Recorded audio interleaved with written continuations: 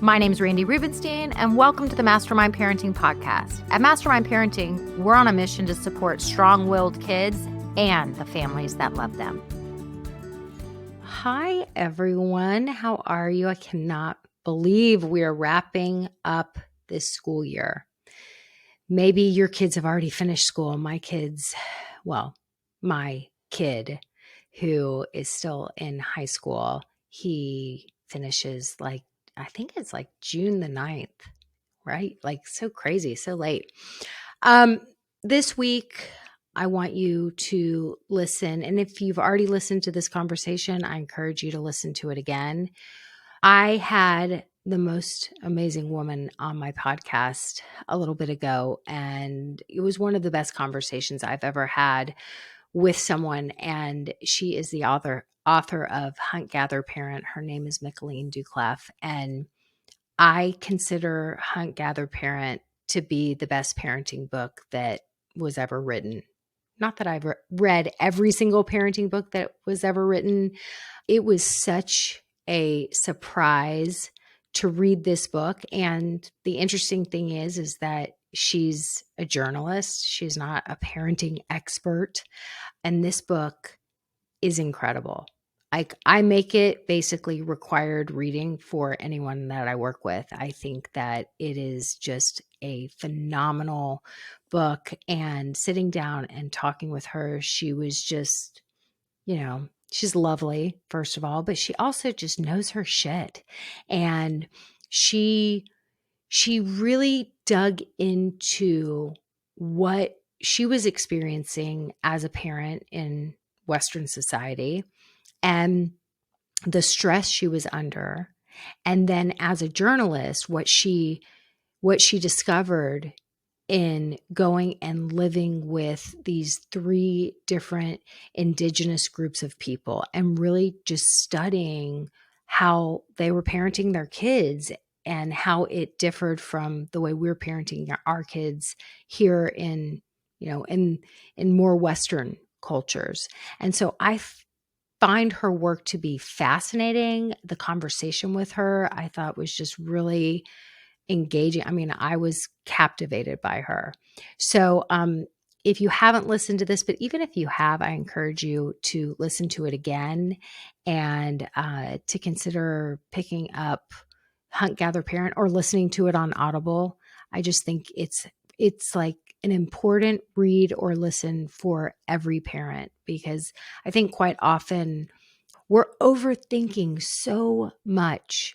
And I think what Michaeleen did for me, I mean, a lot of what she did for me was she validated some of the choices that I had made that I had beat myself up over, right? Like not being the kind of parent that plays with my kids.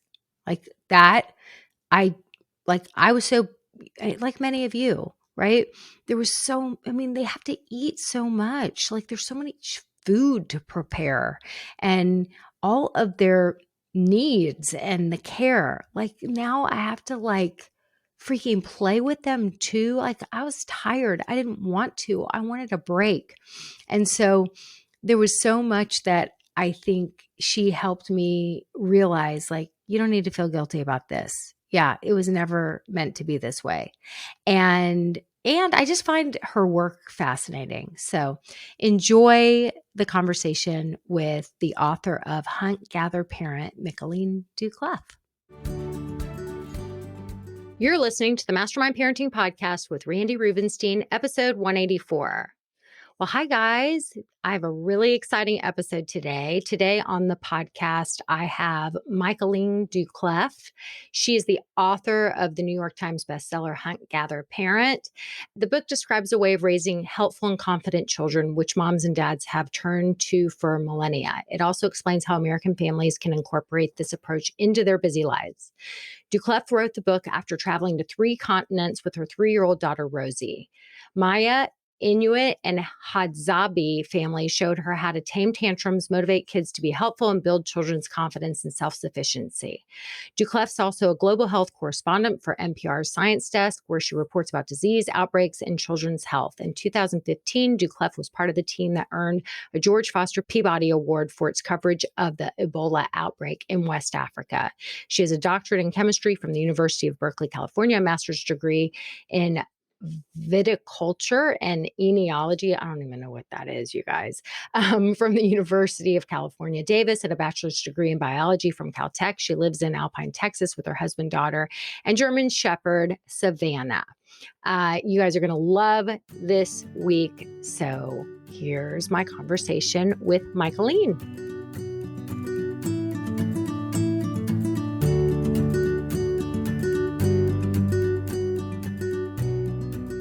Okay, I'm sitting here with Michaeleen, virtually sitting here with Michaeleen, and we were just chatting, meeting each other for the first time, and I was telling her that I'm going to try not to super fangirl over her, but I am such a super fan. And the way I want to start off this conversation is that I haven't read a parenting book in a long time because now I'm kind of the person who's teaching the things, right? And I read parenting books for so many years that I finally realized like I couldn't find exactly the recipe. So I kind of created something the way I cook where God forbid I should just have one recipe. And so I have to mix a little of this and a little of that and created my own parenting method, Mastermind Parenting. And then I heard you, I think it was right after you wrote the book, I heard you on a podcast interview. I want to say maybe it was like The Broken Brain or were you on that podcast? Like that? Yeah, I think so. Mm-hmm. Yeah. And so I heard you and it was so compelling what you had to say that I went and I bought this. Hunt, Gather, Parent is now I'm telling every parent it is required reading. I didn't even buy it as a supplement to my group or like I bought it to read for fun. Oh, that's great. Okay. I bought it to read for fun. I have parenting programs. I have a podcast. I teach these things. My kids two of them are sort of grown and flown. Like if I'm reading things, I'm reading either great fiction books or like business books. Yeah. So I bought it to read for fun. I have like downright like scribble scrabble notes all over it. And then I became so obsessed about it that I started making videos for my group just based on the things that I was learning from you. And so then they all were intrigued and they were like, well, can we do this as a book club selection? And so I said, yeah, we can do this as a book club selection. So then we did it as a book club selection, but I reached out to your people because I was like, okay, there's so much in here. Do you have anything? Because I kind of feel like I need to teach a workshop about it because they're, and you guys were like, no, we really don't. So then I had to study it because my people, once they started reading it, they were also obsessed that they were like, okay, we want you to go more into this and more into that. Yeah. So then I created a whole workshop. Now, Hunt, Gather, Parent has become a verb in Mastermind Parenting. Like That's fantastic. Yes, it's become a verb. I'm telling y'all, I couldn't help myself. I have to fangirl. It's become a verb because what I constantly am helping the parents in my community realize is, guess what? Put the people to work and stop being so kid-centric and spending your entire weekends doing nothing for yourself. Yeah. You've got this list of chores and things to do.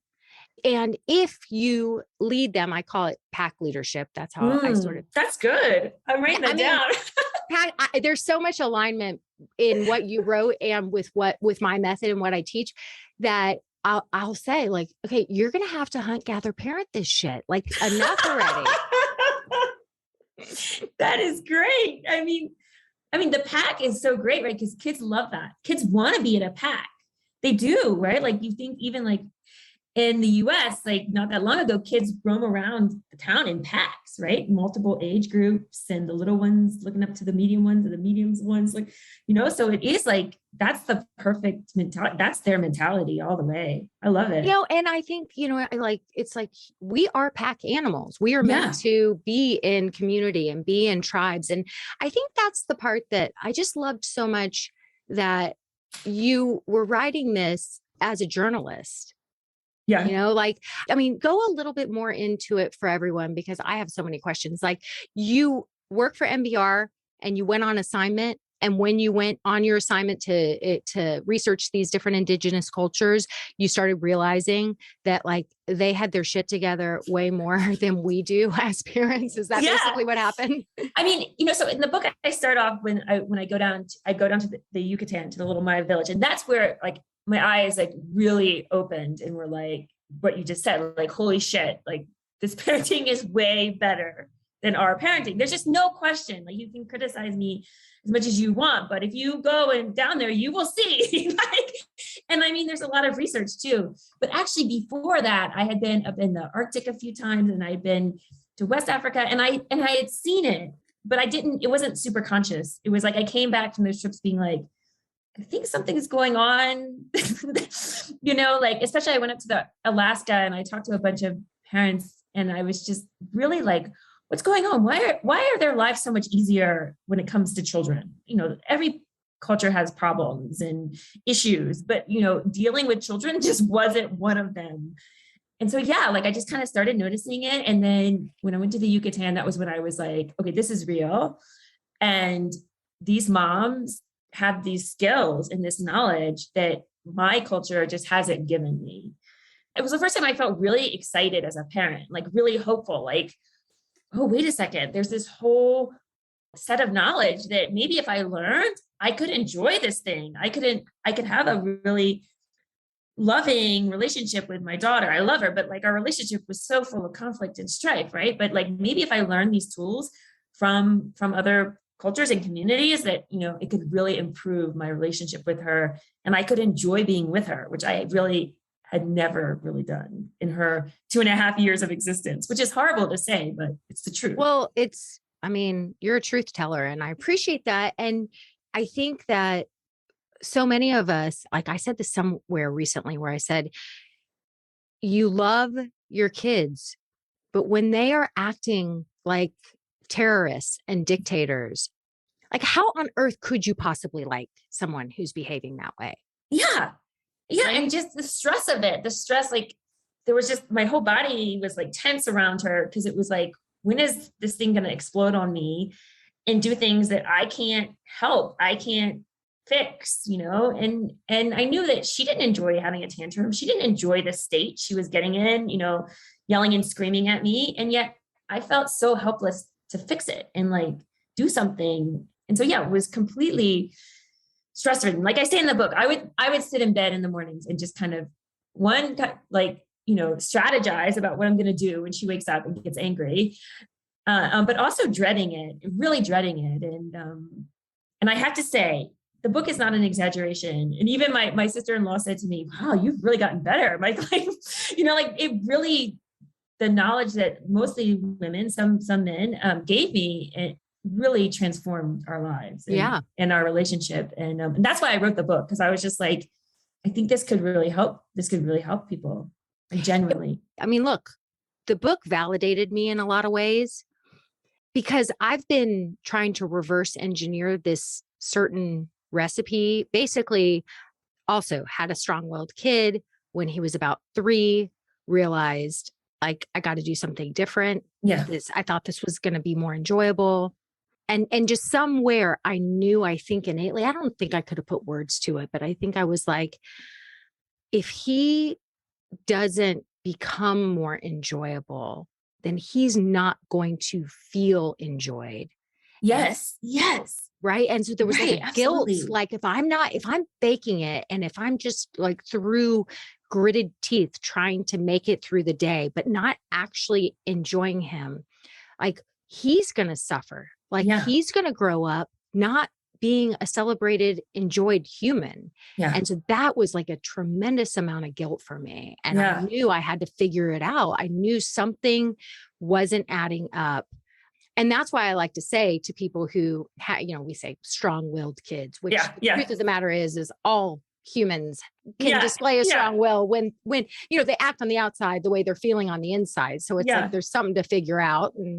But strong-willed kids, I always say, are like our canaries in the coal mine. Like they're trying to alert us that there's something that's dangerous and not working. That's and right. and they're That is calling right. us, and they're calling us to more. They're calling Yeah. us to figure this out because it's not working. And I'm just not going to wait until I'm a teenager to rebel. I'm going to start doing it right now Right. at I 3. say that. It's like Rosie was like, my daughter Rosie, she was like forcing me to find a better way. She really was. She was, you're right. She's like a truth sayer. She's like, we say strong will, but I don't think a lot of cultures would put it that way. I think it's like enthusiastic and determined. I mean, in an adult, we want strong-willed, right? We want our kids to go after it and be persistent. But in our toddlers, we're like afraid of it. And I've been trying, I think it's a great quality. And I think I'm so thankful to her, because if she was an easier kid, like I would have never written this book. I would have never found this better way. And yet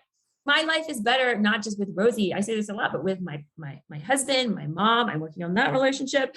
I'm trying really hard. That one's harder.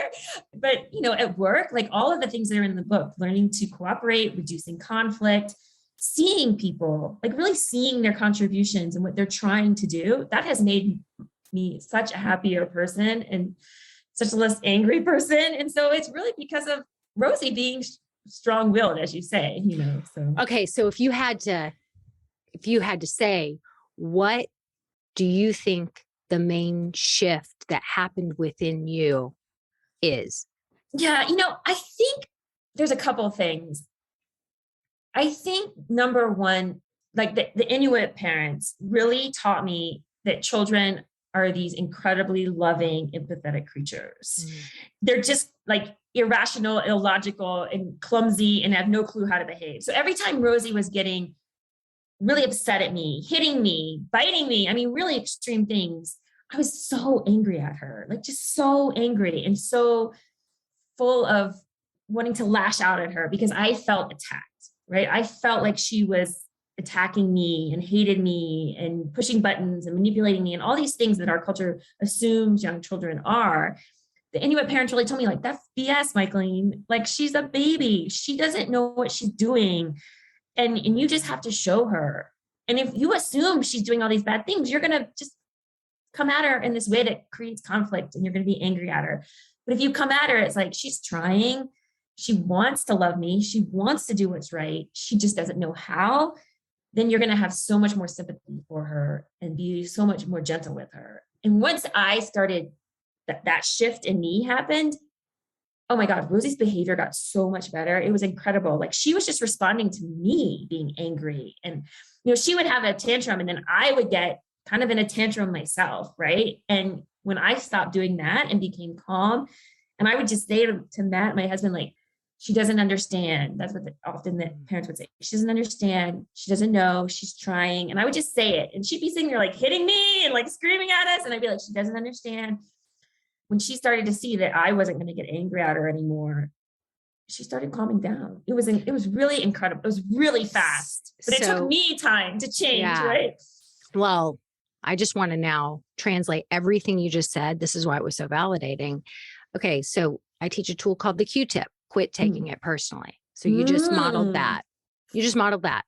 Like we define children's behavior with adult meaning, and it's just not fair. All right. Yes, and so these ancient, mostly women, some men taught you, hey, you think that you're studying, for a math test, but you have an English book out. Like it doesn't even like, it's not going to work here. Like like her behavior, she does not understand. She's just learning how to be alive. That's right. And so you've got to quit taking this personally. Kids are another thing that I say a lot, like kids can't be responsible for adult emotions. That's so right. Right. Exactly. What somebody told me after the book came out, they said, we think we have a shared reality with them. right? We think our reality is their reality, but they are just like in a totally different reality, and we can't put that on them, right? And having those words of like, they're illogical, they're irrational, which is totally true, helped me be able to say. And the other thing is, they would always, a lot of the parents would say, you know, you got to expect them to mistake. You expect them to be crazy. You expect them to hit you, because they are these, you know, irrational creatures. And if you're setting yourself up for them not to do that, you're just setting up for conflict, to be angry and right. And so it was like expecting bad behavior, and then really, really believing that she's trying. She is trying. And no, it doesn't seem that way, but she is trying her best. You know, a couple weeks ago, we were in the post office, and she's starting to learn to write. She's 6 now. And she wanted to write all of the address all the envelopes, right? And it was just a hot mess, right? It was just like, you know, these huge letters, and you know, we were running out of time, and it was just, I was getting, and I lashed out at her, and I was like, let me just do it. And just like my dad would do, right? Like, pulled it from her hands, and everything I don't want to do, right? Mm-hmm. And I got in the car with her, and I was like, you know what, Rosie, I'm really sorry I did that. I shouldn't, you know, I just owned up to it. I was like, which my dad would never do. But, you know, and I just like, I'm sorry, I shouldn't have done that. I shouldn't have taken that away from you and gotten angry. And she just said to me in like the sweetest little voice, she's like, it's okay, mama. You know, but I was just trying. And I was like, and that's it. That is, I mean, she just told me she was just trying. And she's when she was 2 or 3, she was trying. And she just, you know, she had no clue how to handle, like you said, adult emotions, these big emotions and these situations. And so I really try to think that even with my husband, even with my mom, I just try to think we're both trying. We're both trying, our hardest, right. You know, and it doesn't always come out right. You know, I think a lot of what you have described is, it's like, if you allow parenting, if we stop like resisting it being hard, and we accept and lean in, and it sounds like that ancient wisdom from the people who still, you know, who are modern societies, but they still hold on to a lot of the hunter-gatherer rituals from, you know, yesteryear. Yeah. And they value the parenting knowledge from the past, which I think is so important, right? They value these tools that have worked for centuries, thousands of years. And like, why not keep those tools, right? Like, I feel like you're like, yeah, I went to all these ancient cultures, and they helped me realize where we were throwing the baby out with the bathwater. Yes, exactly. Exactly. Yeah. So I was going to say that when we allow parenting to be hard, or to realize like kids are not meant to be obedient, you know, they're just meant to be humans that get to be fully expressed and alive. And we're teaching them, like they're learning how to be alive, and we're teaching them the rules of our pack, the rules of our tribe. Right. And so we learn, I mean, if you think back in your life, like when did you have the most impactful experiences? It usually is when something was really hard, or you made a mistake and you had to recover and you had to figure it out and you had to problem solve. And so we learn through mistakes. Yeah. And absolutely. if we allow parenting to serve in this way, it really becomes the ultimate personal development program. It really is. Right? It really is. But, you know, we're also then modeling that for them, right? When Rosie lashes out at me and gets angry, or a friend or a dad, she's seen like, how do you handle that? Oh, you own up to it and you say, I'm sorry, and I didn't mean to. And like, right. It's like, it becomes like this beautiful kind of sharing of mistakes, right? And sharing of how you handle the mistakes. And Corinna Kramer, she's a Inuit woman in Alaska. She told me this. She's like, you know, anytime I get upset, I get angry, she's like, I just sit down and I just tell them like, you know, I didn't handle that right. I'm sorry. And like, I'll ask them like, what could I have done better? All right. So it's this very like two-way sharing of information and two-way learning, right? Which there's a piece in the book about that, right? The information just doesn't come from the parent to the child in many societies. The children are sources of knowledge and information. And the wonderfulness of that is the child feels so proud, right? When they've taught their mom something and they've like contributed, right? Like you can't have a bigger motivating force and connecting force with a child than having them feel like they've contributed to you and your life, you know? Oh, 100%, because then they get to be a valuable member of the pack. That's right. I love this pack. Oh my God. Yeah. We might have to write something with this, and I will credit you no. absolutely. Cause I love this idea, because that's exactly what we are. We are pack animals, and children they just want that. They want that. That's comfortable to them, right? To have all these people around and Think about stimulating. the natural dopamine hits you get when I mean, even if you think about, a work team or a volunteer team, and when people are like, oh, let Michaeleen handle the coordinating of the people because she's so good with people and she always just puts all the right people together. And you're like, Right. I do? You see me? Like it feels so good to have other people see you and allow you to bring value. And you get those natural dopamine hits from that. And so I think when we allow our kids to teach us things, I mean, that's such a confidence builder for them too. So big, right? Like sometimes I listen to tape from when we were in the little Yucatan village. There's so much hidden gems in there. And in one of the pieces of tape, one of the moms is saying how the family looks to the 6-year-old to get the homework done, because the little 6-year-old comes home and does her homework right away. And she's like, so we look to her. She's our guide. And it's just so beautiful, right? That like, here's a family of 5 kids from 16 to 6. And the mom is, propping the 6-year-old up as this guide and this like helper with the homework. And I think about that often, like, how is Rosie our guide? And, how's my husband our guide? And in giving that power to them. She's your guide. I can say that Rosie's been everything that you just described, like in terms of like it impacting your marriage, the skills that you've learned by being Rosie's mother, and it's impacting, your other relationships. She helped you to learn true empathy, because when you're seeing all these other people's perspectives, which is like everyone's doing the best that they can. And we have to get curious about what's really going on for them. And that's how we Q-tip. That's how we quit taking it personally. But it's all empathy. It's emotional intelligence. That's right. It is. You're exactly right. Seeing other person's side, being in their shoes, and also just kind of having a much more pro-social, as a psychologist would say, but just a better, nicer view of children and other people's motivations, right? Instead of constantly thinking that they have some nefarious motivation and they're out to get me, just thinking that they want to help. They love us so much and they really want to do what's right and they really want to contribute and they just don't know how, right? And it takes us more time to teach them. Yes. Yes. Right. And so I think there has to be some ownership on, I'll just do it myself.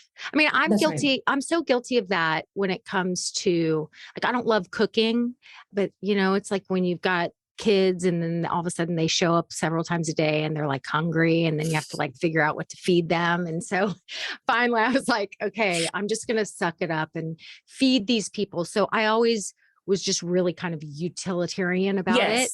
Yes. But unfortunately, in doing that, because I didn't bring any joy to it, I just wanted to get through it as quickly as possible. So I wasn't including them. And then all of a sudden I've got a 16-year-old and he's like, it's 2:00. He slept till whatever. And I'm like, have you eaten anything today? He's like, no. Because he doesn't know how to make himself a freaking sandwich. And I'm like, let me just make you something real quick. Then I'm over here going, how come you guys go off to college? Because I have 2 older ones. And you all of a sudden are cooking and feeding yourself. And like, and then you come home and it's all again, like y'all are toddlers and I'm in the kitchen, like feeding. I don't even like feeding people. And it's like, I created that because I didn't take the time to include them and show them this is the way we're going to do it. This is the way we're going to work as a team, as a pack. Right. Work as a pack. I love this. It's so great. I have to tell you that my husband told me actually a couple of nights ago, he said, he was like, I was like 30 and I didn't really know how to cook. And he started cooking when I was pregnant and I was too tired to cook. And I came home and I was like, I'm sorry, I'm too tired. So you're going to have to cook. And he like taught himself at the ripe old age of like 36 or something. My husband's like, you totally know how to cook. I'm like, well, because for many years I had all the people showing up freaking hungry. So I had to figure it out. So I know. Right. I just told him this the other day. He goes, remember when I bought you for a birthday or something, lessons at that cooking school and you never used them? And I was like, what kind of a birthday present is that? Like, It's so true, right? Is that for him or for you? Right. He was like, you never used it. He goes, they were expensive and they went to waste. I was like, because I said, I think it was even before the Food Network. I used to watch, I think they had cooking shows on like HGTV way back when. I was like, I used to watch the cooking shows and that's how I learned how to do, that's the way I learned all the, different techniques or whatever. He's like, you watch those? I was like, yeah, where were you? Like, I was like researching and I was like, okay, I got to figure out how to do this cooking thing. So I'm just going to watch TV. I love laying in bed and watching TV. I can learn that way. Yeah, life teaches you. Maria in the Yucatan said that to me. Life teaches you. Life teaches you. It's the same with kids, right? You gotta throw them out there. Life teaches them. Well, I'll tell you, one of the most impactful stories was, I think it was Maria's daughter, when you were there and the girls were off from school and all of a sudden you like, tell that story. I love that story. So this was like a turning point in my life. It was spring break and Maria has 3 girls. I think at the time they were like 4 to 12. And they were on spring break and they had stayed up late watching a shark movie. I don't know if I mentioned that in the book, but she found them all in the same hammock, huddled together that night because they were like scared. And so they were sleeping in. She told me she was permitting them to sleep in. Otherwise they would be up helping her. But then around, it was like 10 or so, the oldest 12-year-old Angela gets up, walks past me and her mom. I knew her at that point, the girls, but not well. And we were chatting and she walks past us and just starts doing the dishes from breakfast, like right away. And I was just like, what is going on? Like, there's no chore chart. They don't get an allowance. And, nobody told her to do it. And I was really surprised. And Maria wasn't really surprised at all. She told me, she said, she's 12. She should know what needs to be done and she should know when to do it. And then she also said, which was really interesting, she said, it's not every day.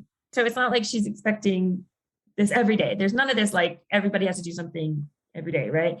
And then I went over and I asked Anna, like, and really like, why did you do the dishes? And she told me because she loves helping her mom.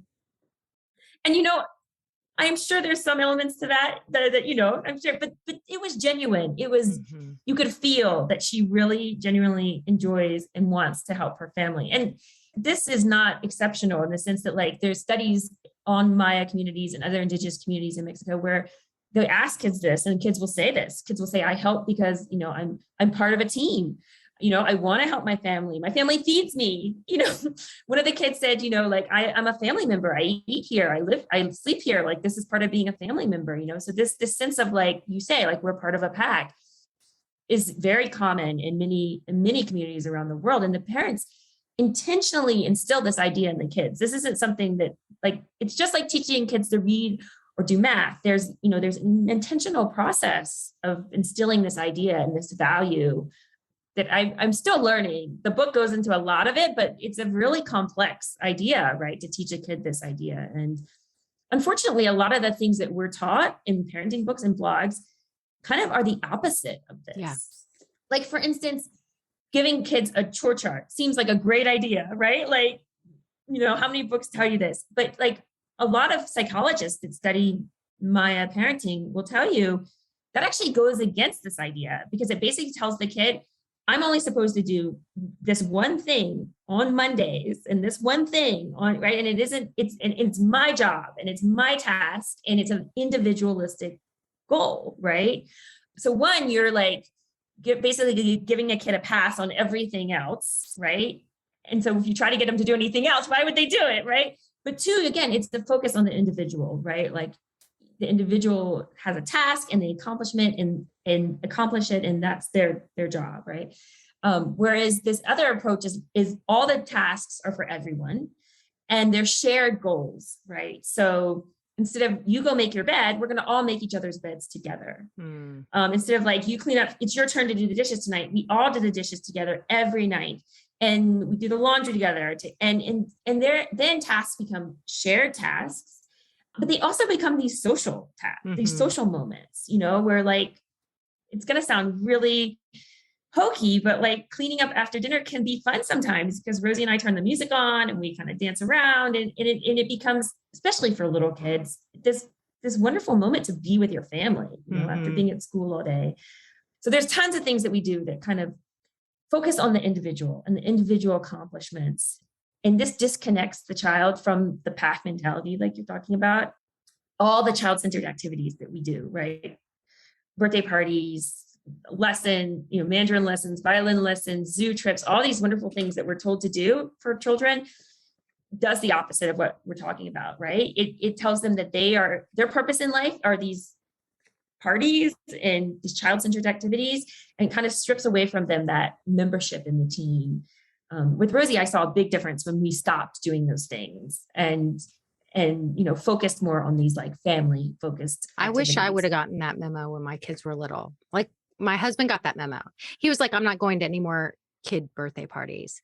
And it was actually a source of resentment with me. Like, he's like, I will be a co-parent on everything else, but I'm not going to kids' birthday parties anymore. I'm not spending my weekends doing that. And I was like, good for him. Yeah.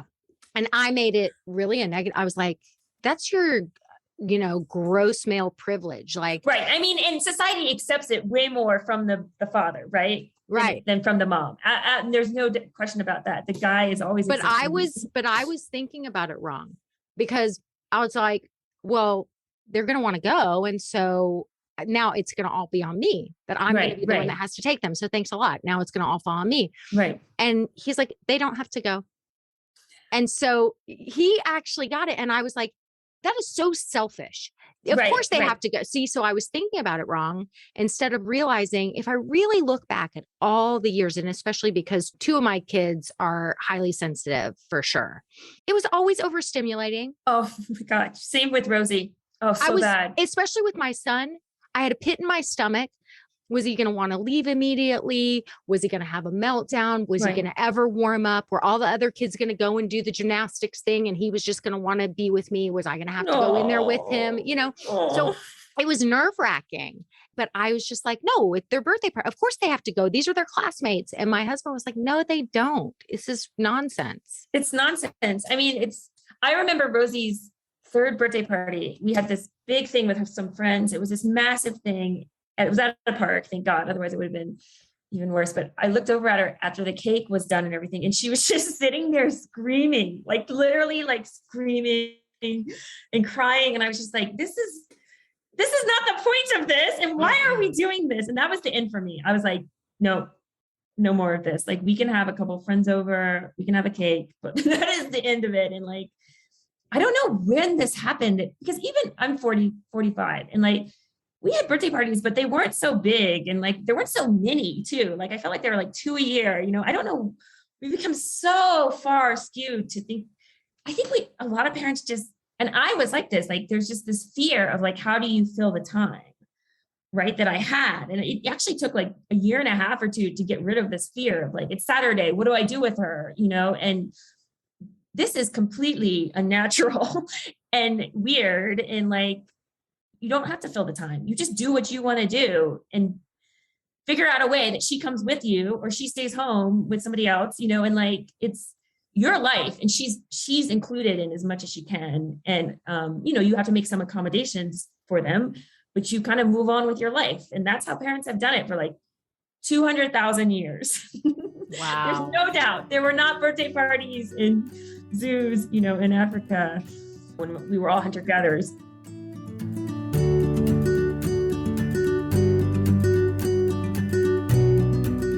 Thanks for joining me on the Mastermind Parenting Podcast. If you have a strong-willed child, you're in the right place. I invite you to join our free Facebook group where we continue the conversation sparked here on the podcast. Go to facebook.com/groups.mastermindparenting to join.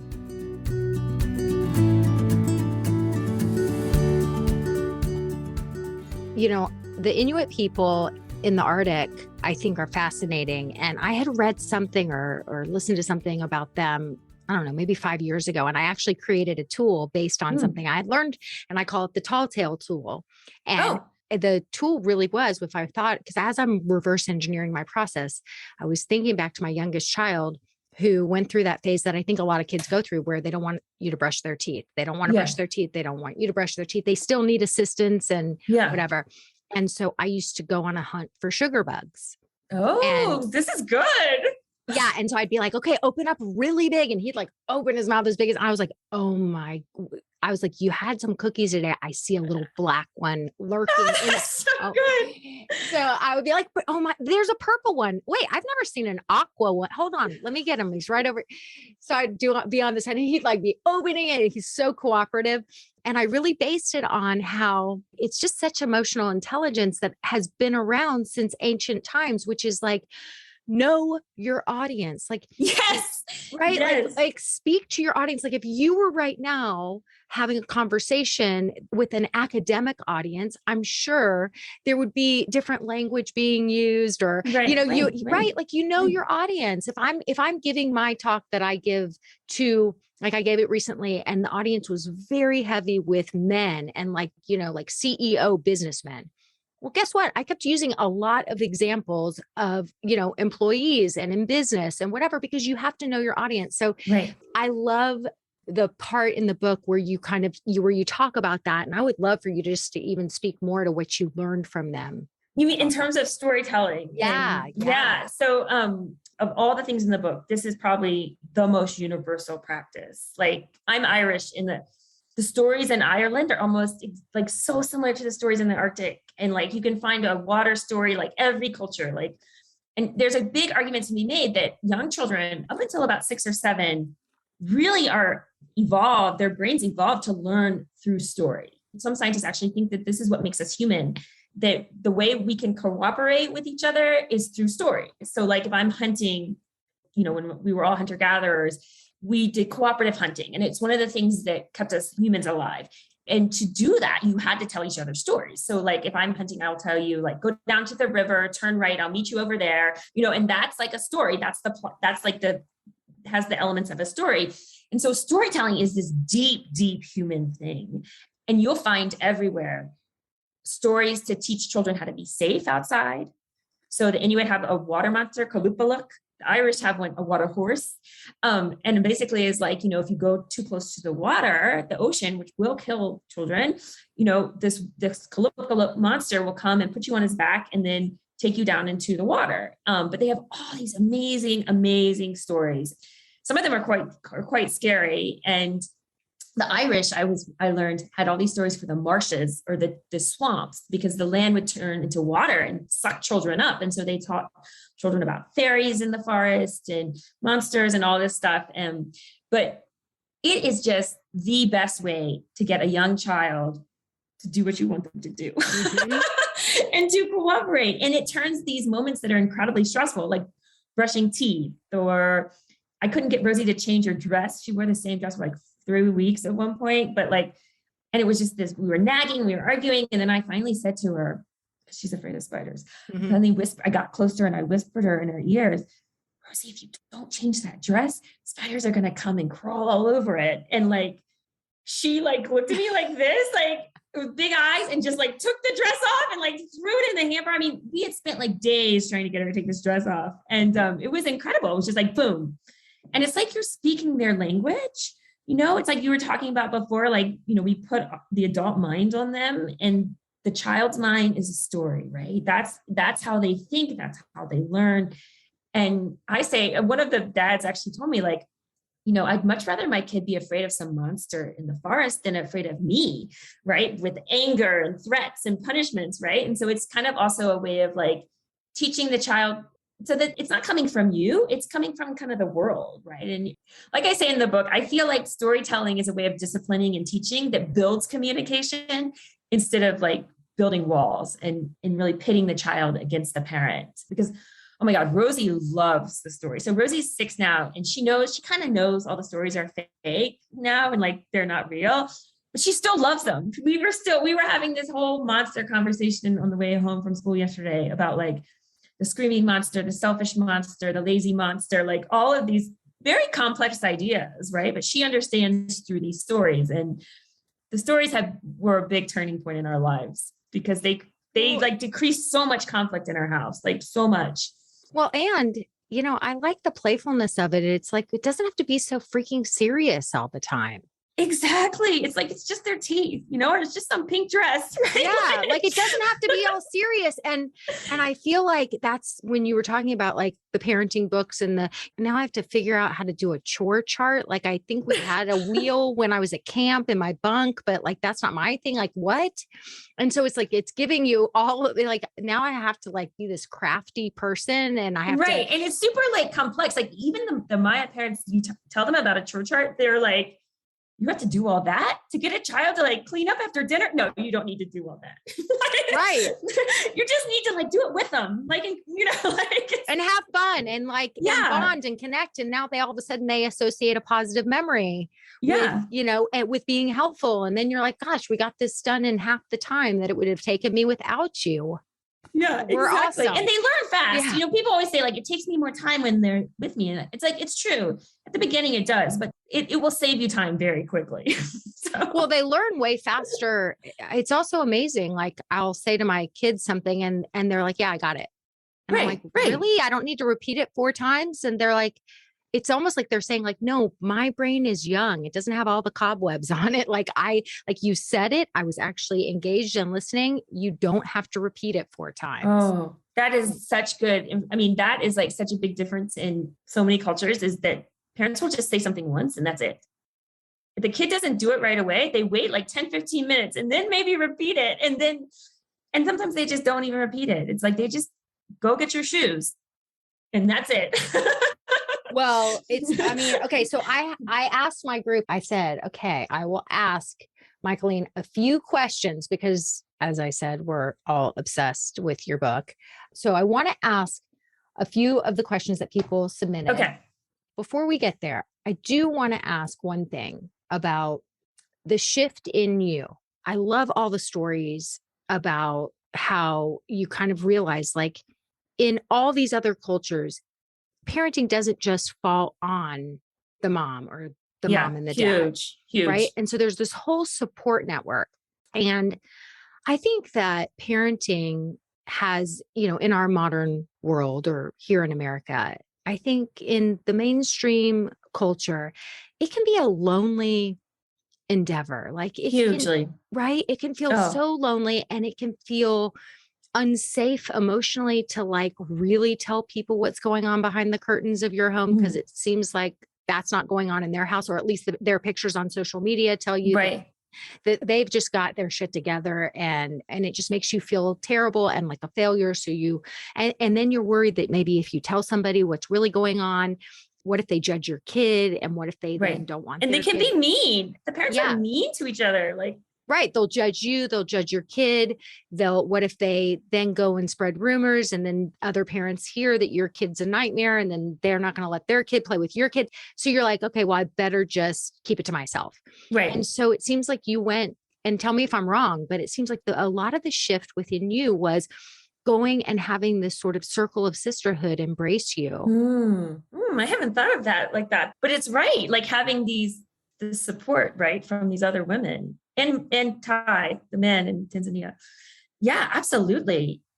It's really interesting because, I think parents are judgmental everywhere, but not like here. And it comes back to that idea that children are expected to be hellions, right? They're expected to misbehave. They're these illogical, irrational creatures. So it's not the parents' fault. Like it's not on the parents, right? And I think that shifts the mentality a lot. But then again, it goes also back to what are we teaching? Are we teaching kids to be these little individual islands with individual accomplishments? That's kind of how the parents treat each other, right? Or are we teaching kids to work together and support each other? And, that's how the parents treat each other in these other cultures, right? And I guess the thing that I kind of also, I want to leave the listeners with is I feel like, especially being a mom, because in America, in most families that I have known or experienced, it seems like a lot of the child care still does fall on the mom. Absolutely. Right? More than the dad. And if we're feeling isolated and alone and worried about being judged or our kids being judged, so we might as well just keep it quiet and grin and bear it, really through our gritted teeth, deal with whatever's going on. It feels like it's got patriarchal roots, It does. where, Absolutely. and I think this is kind of all coming together. I've been very obsessed with this. Have you seen Mrs. America on Hulu, the series? I think it was on FX. Yes. Yeah. Have you watched it? Yes. Yes. Okay. So I'm obsessed with it. I think I'm on episode 7. And did you like it? Yeah. Yeah. Yeah. For sure. So I've just been watching it and just kind of like studying. It's really interesting. These docudramas, I think they're so interesting in teaching history because for anybody that doesn't know, it's all about like the rise of the feminist movement. And I love the lens of looking at the Stop ERA movement as Right. well. Phyllis Schlafly, right? Yes, yes. And it's just a star-studded cast. It's really fun to watch. But I've been thinking that the patriarchal roots that we can control society if we control the women. And there's strength in numbers, there's strength in packs. So if within our culture, the women aren't allowed to really band together in sisterhood, Yes. nothing's really going to change. It's almost like there's been so much masculine leadership and the feminine leadership that only really, like, I think, not only women, because lots of men have, it's like we all have feminine and masculine qualities. Right. But it seems like you went to these ancient cultures and the women showed up with that sort of divine feminine leadership and they embraced you and they modeled that for you and they taught you how to tap into that within yourself. Yeah. I think I think what you just said is like incredible. I think you're absolutely right. By dividing women, the power structure stays, right, with the men, right? It's a way of perpetuating the power structure by pitting women against each other. And nowhere more fierce is in the parenting realm, right? Because it is like, and you're absolutely like, right. I mean, I just think back to when we were the second day in the Arctic. I put this in the story and this mom ran out of her house and she said to me, I see you here with your daughter by yourself. And you can't be here by yourself with your daughter. You need help. You need a break. I will take her for you. And and I was just like, wow. Right. Like, and then they all kind of, I didn't put this in the book, but they all kind of, 3 of them came together and had this like intervention when they were like, we're going to take Rosie for the afternoon. Michaeleen needs a break. And like, they got her finally to go with them. But it was, you're right. It's this incredible. But I love what they said to you. You don't just need a break. She needs a break from you. Yes. This is what Sally said one day. She's like, they get tired. She gets tired of you just as much as you're tired of her. And that is so right. Like, it's not just about me. Like Sally said, like, that's why she's so grumpy. She needs a break from you. I loved that part. And I was like, such a good point, Yeah. We think of like outsourcing our childcare is so poo-pooed in like, we think it's not the idea or hurting. I mean, there's still even like, a lot of people think that when you outsource it and other people take care of your kids, you're somehow doing something wrong.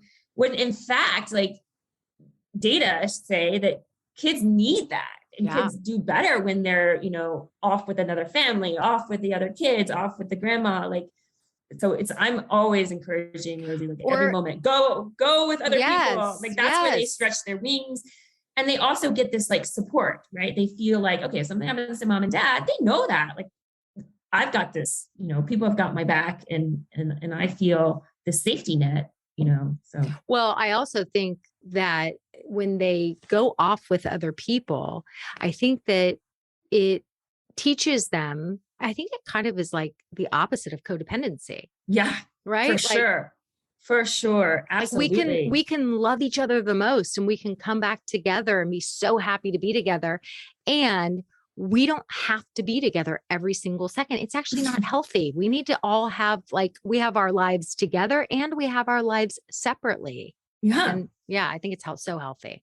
Yeah. And for the parents too, right? Because then it's kind of like having, I call them like the auntie network. And it's like having that, it's like, okay, if I need, something comes up or we need something really quick, we've got this, someone has my back. And like, there's studies that show that that's more important in life, like for your health, than like not smoking, than eating right, is just feeling like if something goes wrong, I have support. Somebody has my back. And again, we're teaching the kid the same thing, right? How to create these strong relationships and reach out and get help and give help. And this nuclear family thing is crazy. And like I say, it hasn't been around very long, not time tested, and really not the way kids are designed to be raised. But you don't need a village. You just really need like one or two other families, or, you know, one or two really strong people in your life, right? Besides the nuclear family. You just need one or two. It makes a huge difference. That's what a lot of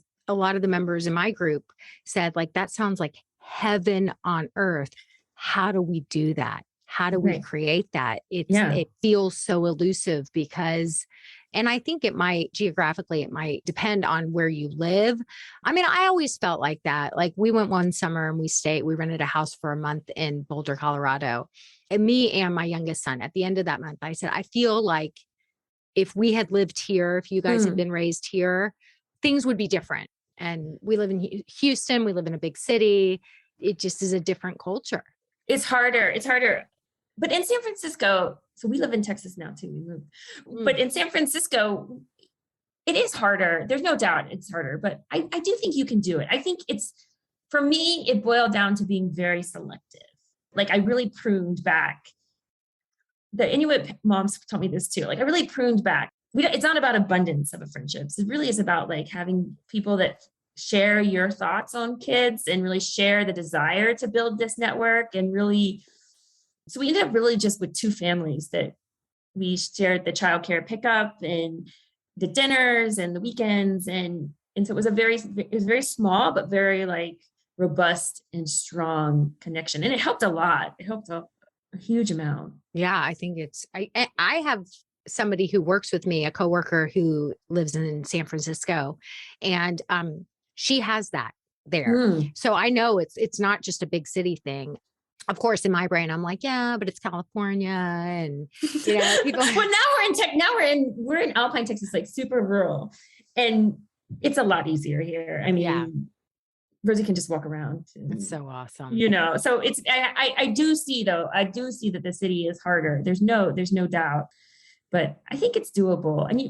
And you know, just one extra person that really cares for the child and really cares for you is there's data that showed it makes a huge difference in a child's like mental health growing as they grow up. Just one person, like just one other family. Yeah. I mean, we have that. And it just kind of haphazardly happened, but it's interesting because it's like everyone, it just works together, you know? Right. It's kind of like, it's easy, right? That's what I was like in San Francisco. That's kind of what happened. I was like, okay, the ones that I have to work a lot for, I'm just gonna like let them fall off, you know, and really invest the time and the energy to the ones that feel easy and I'm not forcing things. And I have to make the conscious effort to value it and put the time in, right? Like, okay, I'm not gonna like do this extra thing at work because, you know, we've got this, you know, I want to help with the other family's kids, and like, you know, really kind of prioritizing it makes a big difference. But it brings so much joy, right? It brings so much joy to help each other.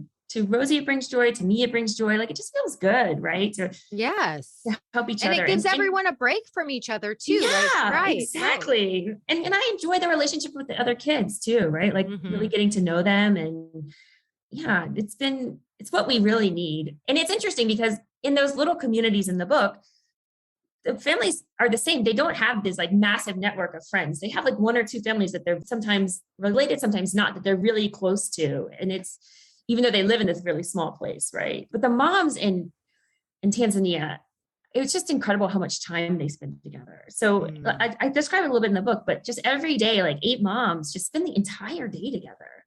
Like from basically sun up fire to like sundown fire. They're like with each other, chatting, socializing, foraging, like just, and it just struck me as like, wow, this is an enormous amount of socializing, and what that must do to them. Like, they must never feel like alone, you know, and isolated. And yeah, it's almost like their version of a kibbutz. Yeah. And it's like, okay, I'm never going to get to that level, but like, I can add a little bit more of that and really value it and see the value of it and the importance of it. Yeah, I think it sounds heavenly. Okay, let me get to the questions. Okay, I know. I'm so fascinated with everything that you learned from all. Like, I could just listen to stories forever. Aaron says, my question is related to our post-pandemic times. From your travels in the villages, what have you changed in terms of your rituals and your habits?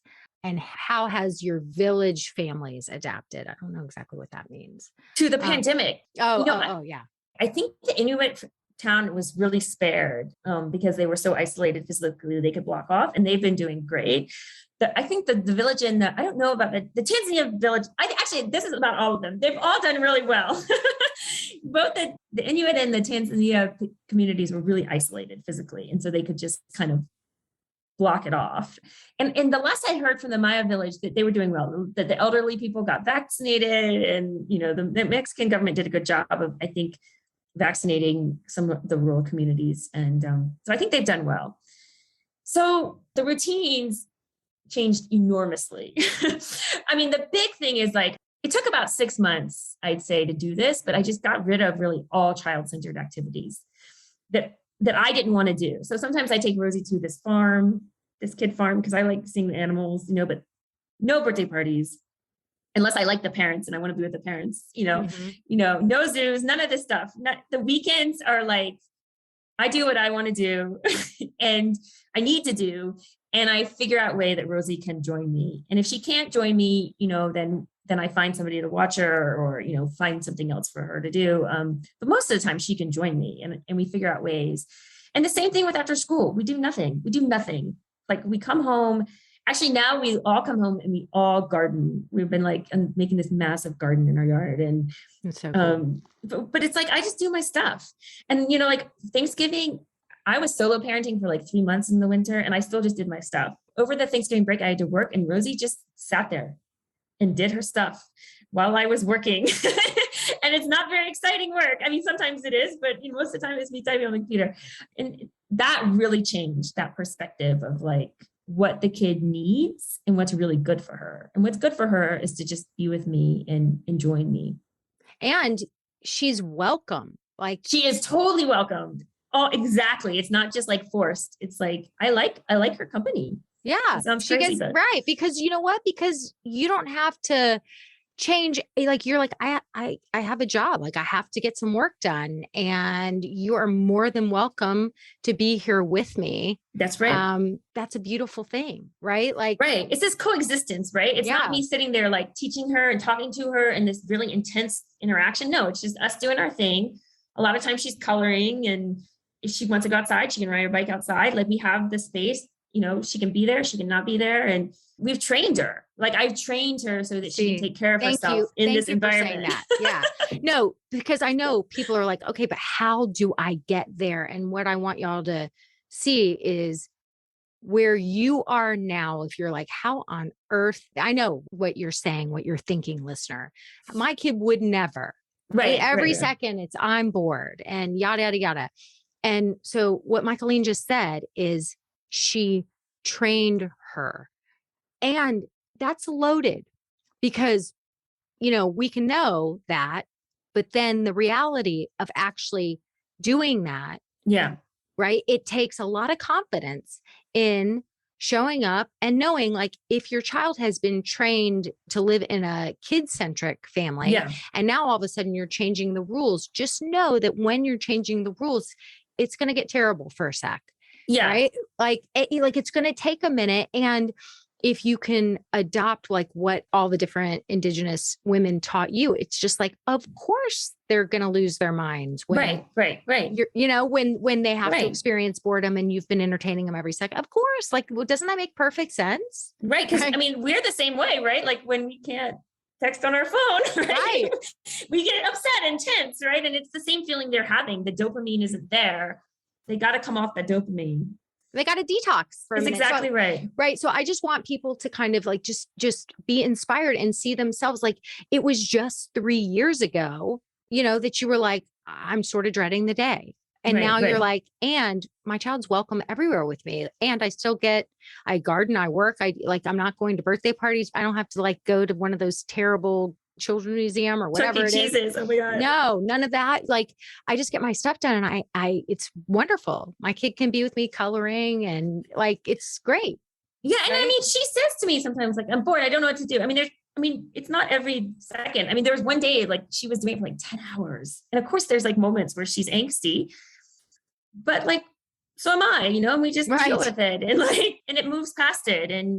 But you're right. I mean, I've written about this. I think it took when the pandemic hit and she had to sit with me because there was nothing we could do. And I was solo parenting then too. She was mad for like a week. Oh my God. She was pissed. She was Right. 4 and she was like throwing furniture and like, it was terrible, but it passed literally like a week. And we did it in little chunks too. Like that's another really like big piece of the book is this idea that go in steps, right? Like if you need to, like you rarely need to rip the Band-Aid off with kids, right? You can like, so we would do like 20 minutes. Okay, I'm going to work 20 minutes and then we'll go walk outside or I'll go read outside, you know, and then we worked up to an hour. And then, you know, over the course of a week, we worked up to like a couple hours. And it That's was, not a lot of time. I mean, that's what I'm saying is they learn fast. Yes. They learn fast. But Right. you can't give in. Right.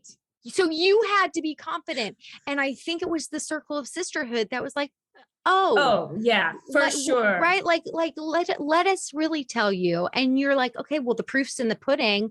I'm seeing your 12-year-olds just show up and do the dishes because she loves being helpful. All right. I believe you. Keep bringing, you know, all the advice and guidance. And so you were obviously a willing student and coachable. And I just want everyone else. Yeah, I'm ready for more. I mean, I want everyone to realize there is hope. Okay, I'm going to get to one more because this came up a lot for people. It said, you touch a little bit on technology. I think that you said that it's not really an issue in some of the other cultures that have it. The kids just don't get it until they can afford to buy it themselves and they manage it themselves. She goes, I wonder if that's still her take as her daughter is getting older. Oh, that's a great question. So the Maya village is they don't have it. I mean, they all have TVs in their home, but that's like the family TV. But they don't have phones or anything if they can't buy it and pay for the plans and everything. So most of the kids get a phone like 14, 15, 16 when they start to work in a house, take care of kids, you know, babysit. So yes, that is still my take as Rosie age 6. Rosie is not going to get a phone until Rosie pays for the phone. I'll let you know how that goes. But that is the plan. And I really respect that idea for lots of reasons. Now that in the Arctic, the kids had tons of video games, no phones, too expensive, but tons of video games. And the kids played tons of video games. And I thought a lot about this. The parent didn't police it. There wasn't this like time limits and basically any item that caused conflict in a lot of those homes, they would get rid of. And they even told me this, like, we don't argue over property. We don't argue over things, which is so interesting in itself. But interestingly, the kids also played outside 6-7 hours a day. So they would be on the video games. This is the summer and they weren't at school. They'd be on the video games 4 or 5 hours a day, but they'd also be outside like enormous amounts of time. And I think I've been thinking a lot about this. And I think it's because the parents were outside so much too. Right. And so the parents weren't on their device the whole day, all day. They were like out fishing, hunting, collecting berries, out on the water. Like the parents had these big lives outside and the kids just kind of did too. And I think that helped balance out a lot of the video gaming, but they did a lot of video gaming. The grandma in the book, Maria, she came back from like a 7-day, 10-day hunting trip. And she got back and she was like, oh my God, I have so much CSI I have to catch up on. And I think that like showed the mixture of it. It was like, I just spent 7 days camping outside. But I got to sit here and watch CSI for like 4 hours, you know? Yeah, so I love that. Yeah, it was a big mix. And I'm really inspired by that because it's like, it doesn't have to be all or one. Right. But I think the parents have to kind of also show the kid there's a life outside, right? There's all this fun stuff to do outside. And we have this big relationship with nature. And we also watch TV. Right. You know, and play video games. Right. No, that's a great point. Okay. Well, this may end up being a 2-parter because we went. So thank you. Sorry for being so. No, I was about to say, thank you for being so generous with your time. I mean, of course. Of course, I want to write something on the pack. So I will contact you because I want to make sure I credit everything I love that. Good. Yes, absolutely. Contact me. And for everyone, which is all of you who are going to go and get this, I'm calling it required reading for every parent. Has it come out in paperback yet? Yes, it just came out like last month. So Hunt, Gather, Parent. And even though I do read a lot of books on my Kindle and I do also listen to a lot of books on Audible, I invite everyone to buy the actual physical copy of this book because you're going to want to be able to refer to it easily. You're going to want, I'm telling you, mine is all marked up. You're going to want to take notes and highlight, and you will be referring back to this again and again, and you'll be teaching other people about it. So you're going to like want to sound educated, and you're going to just want it as an easy reference. So I think the physical copy is definitely worth getting. Oh, when I first read the Inuit part, when I would get really angry at Rosie, I would go back and read it to calm myself down and like recenter myself. So I even read parts of it like over and over again because it's a lot, it's a lot to take in. Well, the story, I mean, there's so much for us. Like the minute we get to remember storytelling is how they learn. And then all of a sudden that taps into the creative part of, so it's like, okay, so now I have to access the creative part of my brain. Oh, I can't stay in this angry limbic. That's true. And so it's like, it might just be an amazing tool. Even like you might've been using that tool as a way to just like quickly kind of get yourself out of that triggered moment. Yeah. Like move from, like you say, like the reactive brain to the creative brain. Yeah. I hadn't thought of it like that. That's so true. Yeah. That's so cool. Which is what we want them to do, right? Eventually. And they learn by what we model. So right, exactly. There you go. Okay. So right, much fun. Angie. So much fun. Thanks for listening, guys. Thank you so much, guys. Thanks for listening today, guys. I hope you picked up some tips, tools, maybe some baby steps for creating more balance and boundaries in your life. And I just wanted to let you know, if you want to continue moving the needle forward in creating this for yourself, having a happier household, I want you to go to my website and check out mastermindparenting.com. We have 3 beginning programs, and if you need some accountability and more support, then please look for the one that would be a good fit for you. And as always, we're on all the social channels under Mastermind Parenting. On Instagram, it's mastermind_parenting.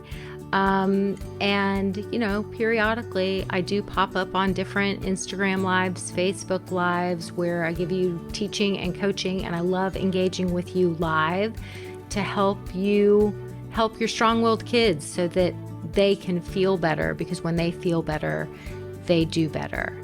And, I love, love, love getting to know you guys. So thanks for listening. If you like this podcast, please don't forget to subscribe, rate, and review. Super, super appreciative.